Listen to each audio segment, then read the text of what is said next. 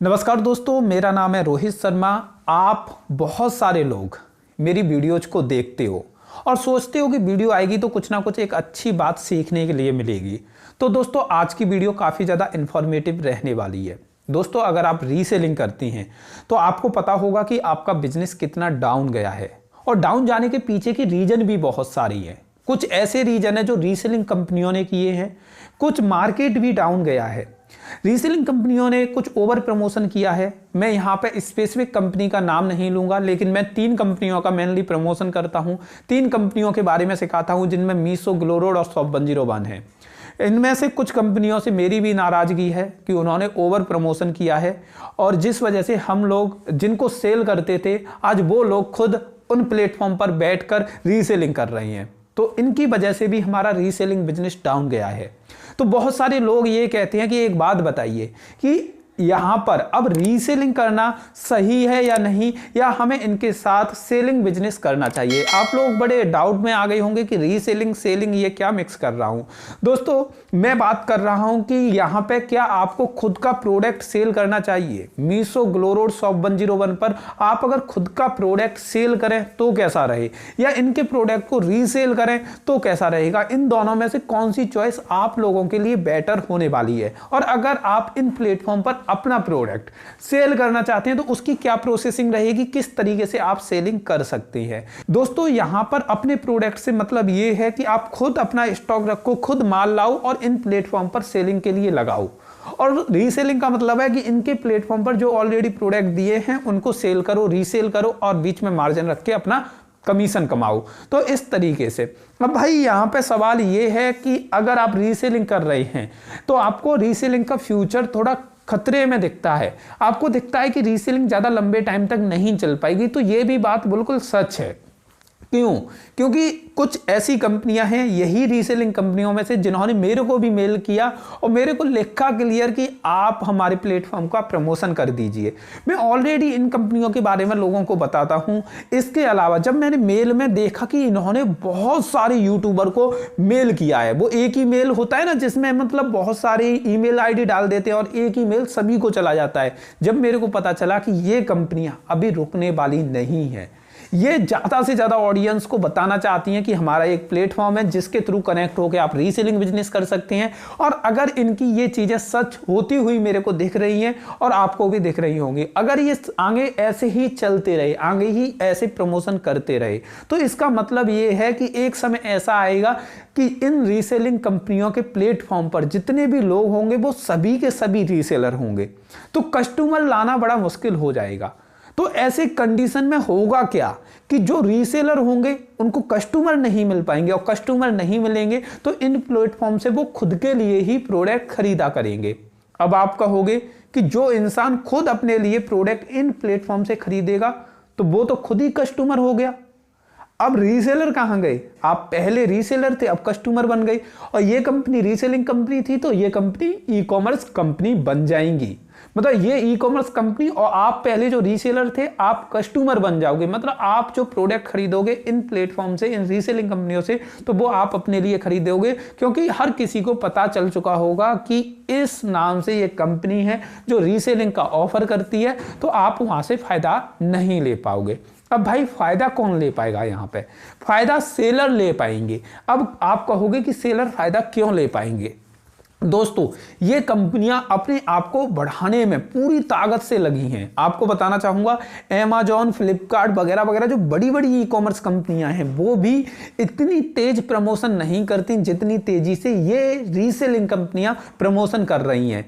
अब आपको एक बात बताता हूं, जब कोई कंपनी आगे बढ़ जाती है तो वो अपने प्रमोशन वगैरह पर ध्यान देना थोड़ा कम कर देती है, लेकिन कुछ कंपनियां हैं जो धीमे धीमे धीमे धीमे प्रमोशन में लगी हैं, जो कि रीसेलिंग कंपनी। आपने वो कछुए और खरगोश वाली कहानी जरूर सुनी होगी बचपन में, जिसमें क्या होता है, खरगोश स्पीड पकड़ता है और वहां पर बैठ जाता है। सेम ई कॉमर्स कंपनियों ने स्पीड पकड़ी और वहीं पर रुक गए, लेकिन रीसेलिंग कंपनियां कछुए की तरह धीमे धीमे धीमे धीमे चलती आ रही हैं। और एक समय ऐसा आएगा कि फ्लिपकार्ट और Amazon की टक्कर देने वाली ये रीसेलिंग कंपनियां हो जाएंगी, और यहां से इन कंपनियों की नई पॉलिसी, नए नियम, नए प्रोडक्ट, सारी चीजें नई चलने लगेंगी। मतलब ये कंपनियां एक ई कॉमर्स कंपनियां बन जाएंगी और ये कंपनी अमेजॉन फ्लिपकार्ट की टक्कर की कंपनियां होंगी, क्योंकि इनके पास फंडिंग की कमी नहीं, पैसे की कमी नहीं, ये कभी भी कुछ भी कर सकती हैं, किसी को भी पता नहीं। अब उसके बाद क्या होगा, यहां पर जो मोस्टली बेनिफिट जो होगा वो सेलर को होगा। आप कहोगे कि सेलर को क्यों प्रॉफिट होगा? देखो, यहां से रीसेलर तो लगातार खत्म होते जा रही हैं, लेकिन इनकी सेल पर इतना इफेक्ट नहीं पड़ रहा, क्योंकि जितना ज्यादा प्रमोशन होगा उतने ज्यादा लोग डाउनलोड करेंगे इनके एप्लीकेशन को, और जितने ज्यादा लोग इनके एप्लीकेशन को डाउनलोड करेंगे उतने ज्यादा ही लोग इनके प्लेटफॉर्म से शॉपिंग करेंगे। क्योंकि अगर इनके प्लेटफॉर्म में कोई प्रोडक्ट दिख रहा है और वही प्रोडक्ट दूसरे प्लेटफॉर्म में दिख रहा है, तो इंसान अगर यहाँ पे 1 रुपया भी सस्ता मिलेगा तो वो यहीं से खरीदेंगे। अब आप कहोगे कि इस रीसेलिंग ऐप के प्लेटफॉर्म पर प्रोडक्ट सस्ते क्यों दिखेंगे comparison to e commerce website? आपको बताना चाहूंगा, यहाँ पे प्रोडक्ट इसलिए सस्ते दिखेंगे क्योंकि ई कॉमर्स वेबसाइट पर जो कमीशन रेट सेलर से ली जाती है वो 18%, 15%, 22%, 24% ऐसे ली जाती है। और रीसेलिंग ऐप जो फिलहाल में आप लोगों से जो कमीशन ले रही हैं, जो सेलर लोगों से कमीशन ले रही हैं, वो बस 1-1%, 1.5%, 2-2% कमीशन ले रही हैं। तो आप देख सकते हैं कहाँ तो एक ई कॉमर्स कंपनी 18-20% कमीशन ले रही है सेलर पे, और कहाँ मीशो वगैरह जो कंपनियां हैं वो लोग 1%, 1.5% पे काम कर रही हैं। तो रेट में काफ़ी अंतर आएगा। तो जिन लोगों को जहाँ पर जो प्रोडक्ट सस्ता दिखेगा वो वहाँ से खरीदेंगे। तो प्रोडक्ट अगर रीसेलिंग ऐप पर सस्ता दिखेगा comparison to e commerce website, तो वो लोग रीसेलिंग ऐप से ही प्रोडक्ट खरीदेंगे। और रीसेलिंग ऐप से जब लोग प्रोडक्ट खरीदेंगे तो रीसेलिंग ऐप की सेल बढ़ेगी, और रीसेलिंग ऐप की सेल बढ़ेगी तो वो सेल को फुलफिलमेंट कौन करता है? सेलर्स, जो कि मीशो पर सेल कर रहे हैं, ग्लो रोड पर सेल कर रहे हैं, शॉप 101 पर सेल कर रहे हैं, तो उनकी ऑटोमेटिकली सेल बढ़ेगी। अगर सेलर्स की सेल बढ़ेगी तो प्रॉफिट भी सेलर्स का बढ़ेगा। तो यहां पे जो अल्टीमेटली जो प्रॉफिट होगा वो सेलर्स को होगा। अब भाई बात करते हैं, यहाँ पे 2 पॉइंटों को समझना जरूरी है। अगर ये कंपनी ओवर एडवर्टाइजमेंट करती है तो इससे क्या सेलर को लॉस होगा? तो आपको पता होगा कि अगर कंपनी ज्यादा प्रमोशन करेगी तो ज्यादा खरीदने वाले आएंगे। दूसरी चीज, अगर रीसेलर के पॉइंट ऑफ व्यू से सोचा जाए कि ये कंपनी अगर ओवर प्रमोशन करेगी तो क्या रीसेलर को फायदा होगा? तो इसका क्लियर जवाब है नहीं। अगर ये कंपनी ओवर प्रमोशन करती है तो ज्यादा से ज्यादा लोगों को इन कंपनी के बारे में पता चल जाएगा। अब ज्यादा से ज्यादा लोगों को जब इन कंपनियों के बारे में पता चल जाएगा तो वो रीसेलर्स के थ्रू खरीदना बंद करके खुद डायरेक्ट इन एप्लीकेशन से, जो रीसेलिंग एप्लीकेशन है, उनसे शॉपिंग कर लिया करेंगे। तो ये चीज आप समझ सकती हैं कि अगर ओवर प्रमोशन से सेलर को फायदा होगा तो रीसेलर्स को लॉस होगा।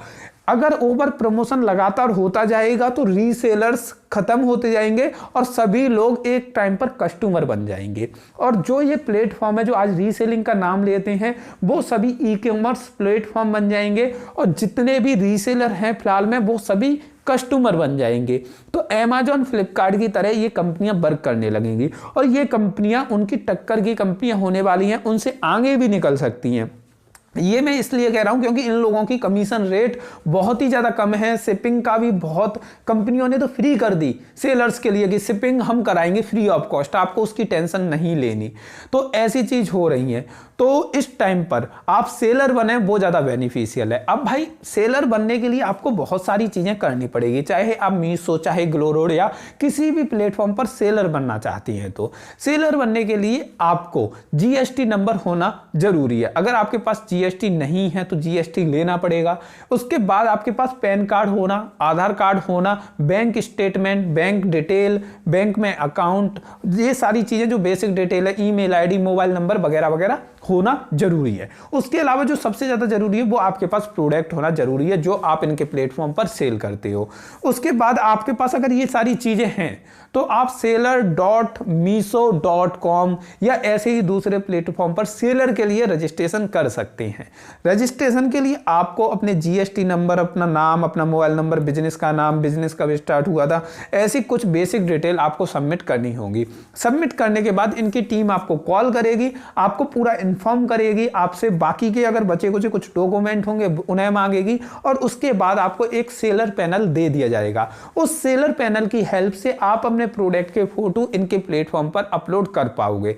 अपलोड करने के बाद क्या होता है, ये आपके प्रोडक्ट को अपने एप्लीकेशन में लाइव कर देंगे। लोग आपके प्रोडक्ट को इनके एप्लीकेशन के अंदर देख पाएंगे। जब वो देखेंगे तो ऑर्डर लगाएंगे तो आपके पास नोटिफिकेशन आएगी। जब आपके पास नोटिफिकेशन आएगी तो आप उस प्रोडक्ट को पैक कर उसके ऊपर शिपिंग लेवल लगा के रख दोगे और इन रीसेलिंग एप्लीकेशन का जो डिलीवरी बॉय या डिलीवरी पार्टनर है वो आपके पास आएंगे, उस प्रोडक्ट का पिकअप करेंगे और आपके कस्टमर तक उस प्रोडक्ट को पहुंचा देंगे। सीओडी पे होगा तो कस्टमर से पैसा ले लेंगे, प्रोडक्ट उसे दे देंगे।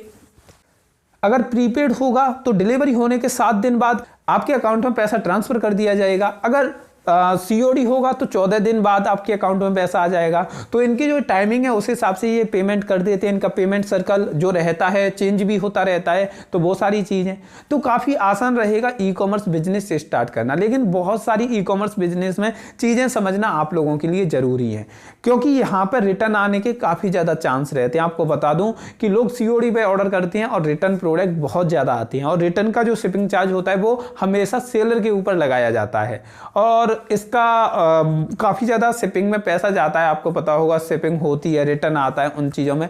तो ये चीज़ें मैनेज करना, इन्वेंट्री मैनेज करना, अकाउंटिंग को मैनेज करना, जीएसटी टाइमली फाइल करना, ऐसे इशू आप फेस कर सकते हैं। तो ये चीज़ें भी होती हैं, तो आप करना चाहो तो कर सकते हो। बाकी का आप सीए से ज़्यादा जानकारी ले सकते हो ऑनलाइन सेलिंग के बारे में। और ये वीडियो आपको कैसी लगी कमेंट करके बता देना। वीडियो अच्छी लगी हो तो लाइक कर देना, चैनल को सब्सक्राइब करके बेल बटन दबा देना। ये वीडियो देखने के लिए आप सभी का तहे दिल से बहुत बहुत धन्यवाद।